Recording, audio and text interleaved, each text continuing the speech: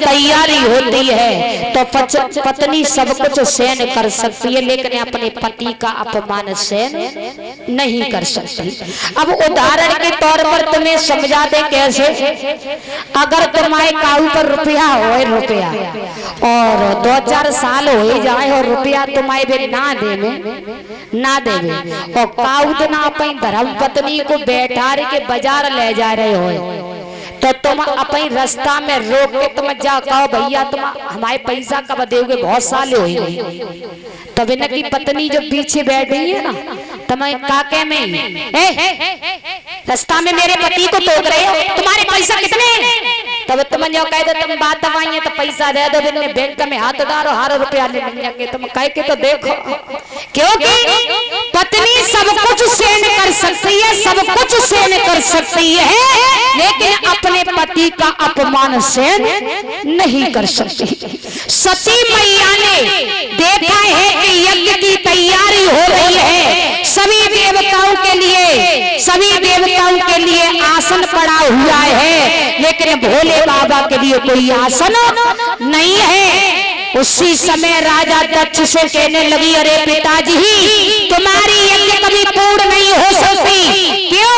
तुमने सभी देवताओं को निमंत्रण दिया है, शासन दिया है और आसन भी डाला है, लेकिन मेरे पति के लिए कोई ना आसन है ना तुमने निमंत्रण दिया है। राजा दक्ष कहने लगे, लड़की मैंने तुझे बुलाया नहीं, तू फिर मेरे दरवाजे पर क्या लेने के लिए आई है? घोर अपमान होने लगा है। तो यज्ञ की तैयारी होती है और जैसे यज्ञ होने लगा है, मेरे भक्तों जब यज्ञ होता है उसी समय क्या होता है कि जब यज्ञ होने लगा है और सती मैया ने घोर अपमान देखा अपने पति का, तो आज सती जी जहाँ यज्ञ हो रहा है, सती जी वहां पर खड़ी हो गई और यज्ञ में जैसे क्रोध की ज्वाला शरीर में फैलने लगी है लपटों की द्वारा, और जब क्रोध में फैलने लगी ही तो आज सती जी वो यज्ञ में कूद करके जल जाती है। और जब सती जी यज्ञ में कूद गई ही और 2 गढ़ भेजे थे, और जैसे ही गढ़ भेजे तो गढ़ दौड़ करके भोले बाबा के पास पहुंची और जाकर के कहने लगे, अरे भोले बाबा, अरे भोले बाबा, अनर्थ हो गया कि क्या हो गया?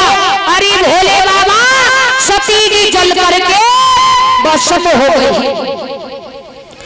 भोले बाबा ने जैसे ये हाल देखा है तब भोले बाबा क्रोध में आते हैं और जैसे ही यज्ञ में सती जी को जलता हुआ देखा है और सती जी को जलता हुआ देखा, तो आज भोले बाबा ने सती जी को जैसे ही अधजला शरीर निकाल करके और भोले बाबा ने सती जी का शरीर अपने कंधा पर डाल लिया,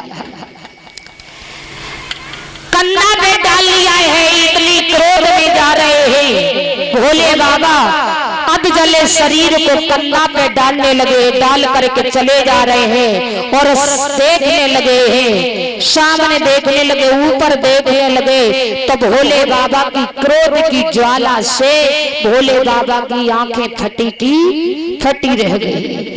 चलते चले जा रहे हैं, चलते चले जा रहे हैं। ब्रह्मा जी ने ये दृश्य देखा कि जब तक सती जी का शरीर भोले बाबा के साथ रहेगा, भोले बाबा के शरीर से लगा रहेगा, और तब तक ये चलते ही रहेंगे, इनकी क्रोध शांत नहीं होगा। तो वो ब्रह्मा जी ने विष्णु भगवान से कहा कि तुम ऐसा करो कि सती जी के शरीर को अलग करो, किसी प्रकार से कैसे भी अलग करो। तो उसी समय विष्णु भगवान ने अपने चक्र सुदर्शन को चलाया है और चक्र सुदर्शन से जैसे ही चला दिया है तो वही चक्र सुदर्शन शरीर पर पड़ा हुआ था, शरीर पर जो ही सती जी का अंग, तो चक्र सुदर्शन से वो अंग के शरीर के टुकड़े टुकड़े किए हैं। और मेरे भक्तों, बामन टुकड़े किए तो ज्यादा टुकड़ा जाता है, वही कुंभ का मेला लगता है, और इसी टुकड़ों से ये 9 देवियां प्रकट हुई थी। बोल सच्चे दरबार की, बोल कन्हैया लाल की। और ये गणेश पाल घोड़गड्डा से KTS सेल में ये हमें 50 रुपए से सम्मान कर रहे हैं। भगवान इन्हें सद्बुद्धि सद्भावना दे और राधे रानी इनकी मनोकामना पूर्ण करे। अच्छा कल कह रही था सो पानी आज मिलने लगो।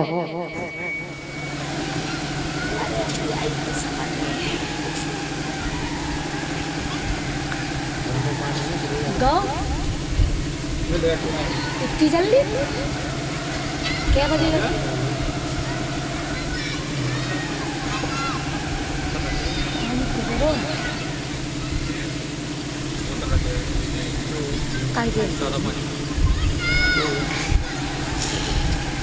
तो आज मेरे भक्तों उसी समय वहीं से ये 9 देवियों को प्रकट हुई है और भोले बाबा का क्रोध शांत हो जाता है।